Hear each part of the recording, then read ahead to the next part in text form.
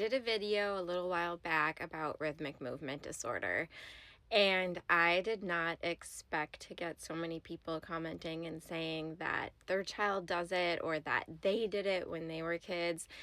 And honestly, I was really touched that this little community came out saying we know what this is, we've been through it.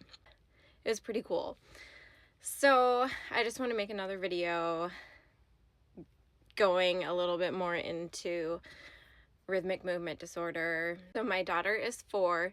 She was diagnosed with rhythmic movement disorder at about 2.5, and she started banging her head on her crib railings at 18 months. She would sit up and just rock and bang her head on the crib railings. She could do it so hard she would move the entire crib.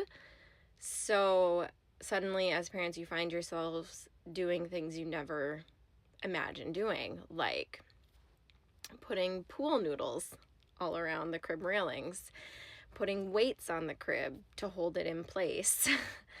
It is wild to talk about the things we've had to do. Now she's in a bed, so it's a little bit easier. We just have a padded headboard. She started doing it at 18 months old, and it definitely seems to be a soothing, anxiety type motivation behind it for her. She now does it during the day more than she used to, just because, I think it's anxiety induced and it's just soothing for her. She has said before that it feels good for her body. It feels good to do it. But she doesn't do it as long at night anymore.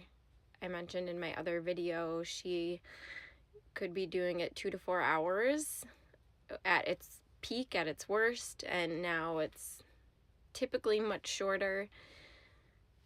Sometimes it's only 30 seconds. Sometimes it's 10-15 minutes. The longest she'll do is about an hour now, and it's very rare.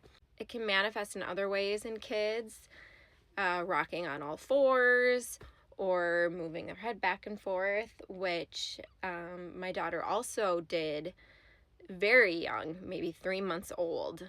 She did this really fast, and it freaked me out seeing that on the monitor, laying in her crib, going like this really fast with her head. So she was showing signs of it very young. Crazy. And sometimes it is associated with autism, which then she was diagnosed with autism at 3. But it isn't always. It's not always associated with autism. And sometimes, and most kids, everyone I've talked to has said their kid has it or they had it. They still do it. And they might be 20, 30, 40 years old. But they say most kids stop by 2. But I have not talked to or heard of anybody's child only doing it until 2. So if you have a kid who did something like this until 2, please comment. I just want to know if there's other parents out there who have seen this, but their kid does just stop doing it on its own. Tips we got from various doctors to try and help her not do it, which were unsuccessful, were things like rocking with her before bed. So having her sit on your lap and rock like this, or in a rocking chair. Not successful.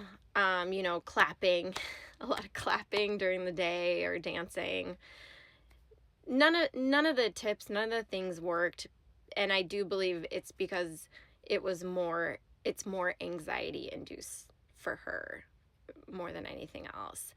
But maybe if you could have a child doing this, maybe those things would work for them, just more rhythmic things throughout the day. So, rhythmic movement disorder. If you have any questions, let me know. I'll try to answer.